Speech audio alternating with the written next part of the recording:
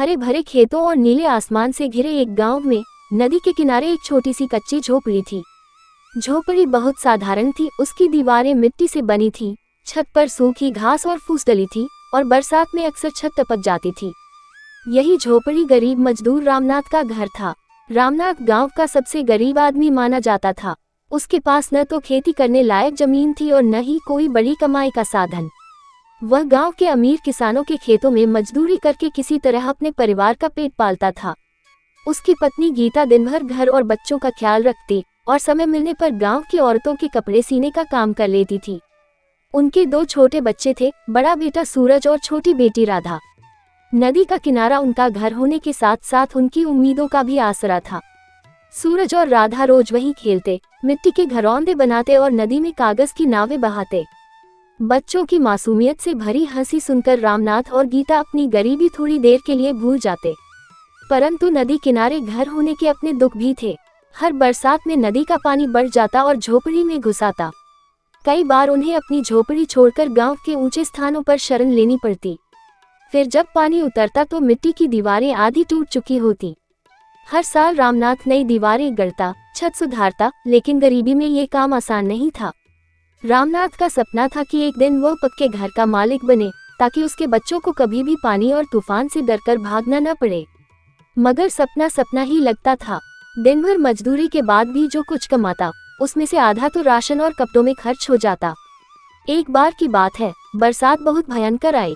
नदी ने अपना रौद्र रूप धारण कर लिया। गांव के लोग घबराकर अपने घरों को संभालने लगे। रामनाथ की झोपड़ी सबसे पहले पानी की चपेट में आ गई। गीता बच्चों को गोद में लेकर भागी और रामनाथ ने मुश्किल से कुछ बर्तन और अनाज की बोरी बचाई। अगले दिन जब पानी थोड़ा कम हुआ और वे लौट कर आए तो उनका घर मिट्टी में मिल चुका था। रामनाथ और गीता बहुत रोए। बच्चों को देखकर उनका दिल टूट रहा था, लेकिन गीता ने हिम्मत बांधी और कहा, रोने से घर वापस नहीं आएगा, हमें फिर से शुरुआत करनी होगी। गांव के कुछ दयालु लोग उनकी मदद को आए। किसी ने फूस दिया, किसी ने पुरानी चारपाई और किसी ने अनाज। इसी सहारे उन्होंने नदी किनारे एक बार फिर अपनी झोपड़ी खड़ी की। यह उनकी आदत बन चुकी थी, गिरना और फिर उठना। सूरज और राधा धीरे धीरे बड़े होने लगे। सूरज पढ़ाई में अच्छा था। हर शाम वह नदी किनारे बैठकर पुराने किताबों से पढ़ता और सपना देखता कि एक दिन बड़ा होकर अपने माता पिता के लिए पक्का घर बनाएगा। गांव के शिक्षक भी उसकी लगन देखकर कहते, ये लड़का अगर पढ़ाई जारी रखे तो एक दिन बहुत आगे जाएगा। रामनाथ चाहे जितना गरीब था, पर उसने अपने बच्चों की पढ़ाई कभी नहीं छोड़ी।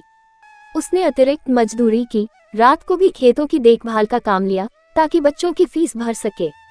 वह खुद भूखा रह लेता पर बच्चों की कॉपी किताब पूरी करता। धीरे धीरे सूरज ने गांव के स्कूल से अच्छे अंक लाकर सबको गर्वित किया। शहर के कॉलेज में उसे छात्रवृत्ति भी मिली। ये रामनाथ और गीता के लिए किसी वरदान से कम नहीं था। अब उनके सपनों में उम्मीद की किरण जग चुकी थी। राधा भी अपनी माँ से सिलाई सीखकर कपड़े सीने लगी। वह छोटी सी उम्र में घर के खर्च में हाथ बटाने लगी। माँ बाप को देखकर उसने भी यही सीखा कि मेहनत और धैर्य से ही जिंदगी जीती जाती है। सालों की तपस्या के बाद सूरज ने पढ़ाई पूरी की और नौकरी पाली। उसकी पहली कमाई का हिस्सा उसने माँ बाप को भेजा। उसी पैसे से नदी किनारे रामनाथ ने अपनी झोपड़ी की जगह एक छोटा सा पक्का मकान बनवाना शुरू किया। ईंट, सीमेंट और छत की पक्की टाइलें देखकर रामनाथ की आंखें नम हो गईं। आज मेरा सपना पूरा हुआ, उसने गीता से कहा। अब हमारे बच्चों को पानी से डरकर भागना नहीं पड़ेगा। धीरे धीरे वह घर पूरा हुआ। अब नदी किनारे वह झोपड़ी नहीं बल्कि एक पत्थर का मजबूत घर खड़ा था। गांव वाले कहते, देखो, मेहनत और शिक्षा से सब संभव है। नदी ने चाहे इनका घर बार बार छीना हो, पर इनकी हिम्मत ने इन्हें जीत दिलाई। रामनाथ ने सीखा कि गरीबी स्थायी नहीं होती, यदि इंसान में मेहनत और लगन हो। नदी किनारे वह छोटा सा घर अब सिर्फ एक मकान नहीं था, बल्कि संघर्ष, धैर्य और उम्मीद की मिसाल था।